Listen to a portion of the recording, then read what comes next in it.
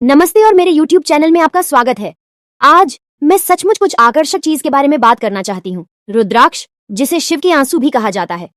आइए, मैं सद्गुरु द्वारा निर्देशित ईशा लाइफ से रुद्राक्ष दीक्षा प्राप्त करने का अपना व्यक्तिगत अनुभव साझा करना चाहती हूँ। नमस्कार, मेरा नाम सोनिया कंवर है। हमारे चैनल यात्री सोनिया में आपका स्वागत है। आज मैं अपनी रुद्राक्ष दीक्षा को ओपन करने जा रही हूँ। उसके अंदर मुझे क्या क्या मिला दिखाने वाली हूँ। मैं आज आपको पंचमुखी रुद्राक्ष दिखाने वाली हूँ। 15,000 साल पहले, सभी धर्मों से पहले, आदियोगी पहले योगी ने 112 तरीके के योग विज्ञान को अपने 7 शिष्यों तक पहुंचाया। सतगुरु के अनुसार आदियोगी का महत्व यह है कि उन्होंने मानव चेतना को विकसित करने के लिए ऐसे तरीके प्रदान किए जो हर समय के लिए प्रासंगिक हैं। आज रुद्राक्ष के बारे बात करना चाहती हूँ। धार्मिक ग्रंथों के अनुसार रुद्राक्ष की उत्पत्ति भगवान शिव के आंसुओं से हुई थी। मानव जाति के कल्याण के लिए जब शिव कई सालों तक ध्यान करने के बाद भगवान शिव ने आंखें खोलीं, तब आंसुओं की बूंदें धरती पर गिरी। वह धरती पर गिर की रुद्राक्ष का पेड़ बन गया। तो इस तरह रुद्राक्ष की उत्पत्ति हुई। रुद्राक्ष एक बीज है जिसका वानस्पतिक नाम एलियोकार्पस गैनेट्रस है, जो ज्यादातर दक्षिण पूर्व एशिया के चुनिंदा कुछ जगहों पर उगता है, मुख्य रूप से भारतीय उपमहाद्वीप के ऊपरी हिमालय पर्वत श्रृंखला में। रुद्राक्ष शब्द का तात्पर्य है शिव के आंसू। रुद्राक्ष क्यों पहनना चाहिए? आखिर क्या फायदे हैं? रुद्राक्ष शारीरिक और मानसिक संतुलन बनाए रखने में बहुत सहायक होते हैं। रुद्राक्ष हमारे रक्तचाप को कम करने, तंत्रिकाओं को शांत करने और त्वचा के स्वास्थ्य में सुधार करने में मदद कर सकता है।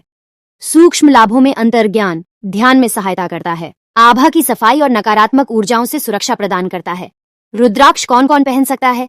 किसी भी उम्र, लिंग, संस्कृति, प्रत्येक जाति, जीवन के किसी भी पड़ाव में बच्चों, छात्रों और बुजुर्गों द्वारा पहना जा सकता है। सबके लिए फायदेमंद है।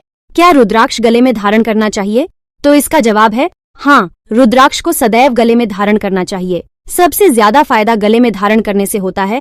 क्या नहाते समय रुद्राक्ष पहना जा सकता है? यदि आप ठंडे पानी से नहाते हैं और किसी रासायनिक साबुन या केमिकल का उपयोग नहीं कर रहे हैं, तो नहाते समय रुद्राक्ष पहना जा सकता है। लेकिन अगर आप रासायनिक साबुन और गर्म पानी का उपयोग करते हैं, तो यह रुद्राक्ष भंगुर हो जाता है और कुछ समय बाद फट जाएगा। आप स्नान करते समय रुद्राक्ष को खोलकर साइड में रख रहे हैं, तो उसको कॉटन कपड़े में रखें। यदि आप कुछ समय रुद्राक्ष नहीं पहनना चाहते हो, तो इसको प्राकृतिक सामग्री से बने बर्तनों में संग्रहित करना सबसे अच्छा है। तांबे, सोने या चांदी से बने कंटेनरों का भी उपयोग कर सकते हो। क्या महिलाओं मासिक धर्म के दौरान रुद्राक्ष पहन सकती हैं? इसका जवाब है हाँ, रुद्राक्ष को हर कोई हर समय पहन सकता है। तो अब एक सवाल आता है, जब पहली बार रुद्राक्ष मिले तो किस तरह धारण करना चाहिए? क्या विधि है? तो जवाब यह है कि रुद्राक्ष को पहनने से पहले उसकी कंडीशनिंग करना जरूरी है। नए रुद्राक्ष मोतियों को कंडीशन करने के लिए उन्हें 24 घंटे के लिए घी में डुबोकर रखें।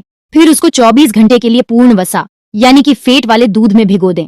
यह प्रक्रिया पूरी होने के बाद में इसको ठंडे पानी से धो लें या कपड़े से भी साफ करके पहन सकते हैं। हर 6 महीने में एक बार कंडीशनिंग करना जरूरी है। रुद्राक्ष दीक्षा में जो मुझे रुद्राक्ष मिला है वह ऑलरेडी कंडीशनिंग किया हुआ है, तो इसको कंडीशनिंग करने का जरूरत नहीं है। तांबे की चेन में रुद्राक्ष पहनने के क्या फायदे हैं? तांबा एक ऐसी धातु है जो ऊर्जा देता है और ध्यान में अच्छा रहता है। लाल कॉटन के धागे के साथ गले में पहनने से सही रहता है। यदि आप रुद्राक्ष के दोनों ओर गांठ बांध रहे हैं, तो इस बात का ध्यान रखना चाहिए कि इसे बहुत कसकर न बांधें, क्योंकि इससे रुद्राक्ष के अंदर का हिस्सा टूट जाता है या फट जाता है। यदि दबाव से रुद्राक्ष का भीतरी हिस्सा टूट जाए तो उसे नहीं पहनना चाहिए और हमेशा यह ध्यान करें कि रुद्राक्ष को कप में न रखें। विभूति क्या है? उपयोग में किस तरह लाया जाता है और इसके क्या फायदे हैं? विभूति पवित्र राख शिव से जुड़ी हुई है। शिव को हमेशा सिर से पैर तक राख से सना हुआ दिखाया जाता है, जो जीवन की नश्वर प्रकृति का प्रतीक है। भारतीय संस्कृति में इसका उपयोग साधक के लिए एक शक्तिशाली रूप में भी किया जाता है, क्योंकि अगर इसे ठीक से तैयार किया जाए और शरीर पर लगाए तो यह व्यक्ति की ग्रहणशीलता को बढ़ाता है, साथ ही ऊर्जा बढ़ाता है। अगर हम परंपरागत रूप से देखें तो योगी श्मशान घाट की राख का उपयोग करते थे, लेकिन विभूति गाय के गोबर या चावल की भूसी से भी बनाई जा सकती है। ईशा विभूति का अभिषेक कैसे किया जाता है? ईशा विभूति ने ध्यान लिंग की ऊर्जा को आत्मसात किया है, जहां इसे अभिषेक के लिए एक निश्चित समय के लिए रखा गया है। अगला सवाल आता है, लोगों के मन में विभूति कहाँ लगाऊं? हाथों की कौन सी मुद्रा रहनी चाहिए विभूति लगाते समय? परंपरागत रूप से विभूति को अनामिका और अंगूठे के बीच लिया जाता है और किसी के शरीर पर विभिन्न बिंदुओं पर लगाया जाता है। आप इसको भौहों के बीच, जिसे आज्ञा चक्र के रूप में जाना जाता है, आप गले के गड्ढे में, जिसे विशुद्धि चक्र के नाम से जाना जाता है, और आप छाती के केंद्र में, जहां पसली का पिंजरा मिलता है, अनाहत चक्र के रूप में जाना जाता है। विभूति स्पष्टता बढ़ाने के लिए, जीवन में प्रेम और भक्ति का आयाम लाने के लिए विभूति का उपयोग किया जाता है। अभय सूत्र क्या है?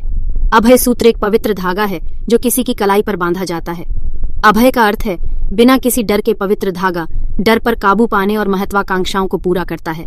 यह अभय सूत्र सूती धागे का बना होता है। महिलाओं को इसे अपनी बाईं कलाई पर और पुरुषों को अपनी दाहिनी कलाई पर पहनना चाहिए।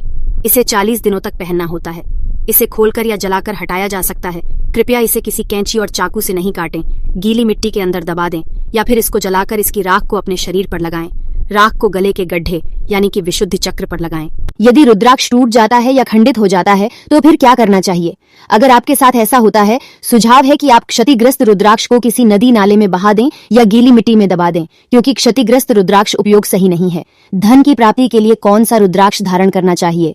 इसके लिए 21 मुखी रुद्राक्ष धारण किया जाता है। धन के भगवान कुबेर है। कुबेर स्वयं 21 मुखी रुद्राक्ष धारण करने वाले हैं, इसलिए 21 मुखी रुद्राक्ष धारण करना शुभ माना जाता है। कैसे पता लगा सकते हैं कि रुद्राक्ष असली है या नकली? जल परीक्षण करना यह है कि 1 गिलास पानी लेना है, उसके अंदर रुद्राक्ष को डालना है। अगर रुद्राक्ष पानी के ऊपर रहता है तो वह रियल रुद्राक्ष है। अगर वह किसी लकड़ी का नकली रुद्राक्ष मनका और सीसा अन्य पदार्थ से बना है तो पानी के अंदर डूब जाएगा। रुद्राक्ष वास्तव में जादुई है और ईशा लाइफ की दीक्षा ने इसे और भी असाधारण बना दिया है। मैं इस आध्यात्मिक उपकरण को पाकर अविश्वसनीय रूप से धन्य महसूस कर रही हूँ और हर किसी को इसे स्वयं अनुभव करने की सलाह देती हूँ। आज की जानकारी की वीडियो में शामिल होने के लिए धन्यवाद। जय महाकाल।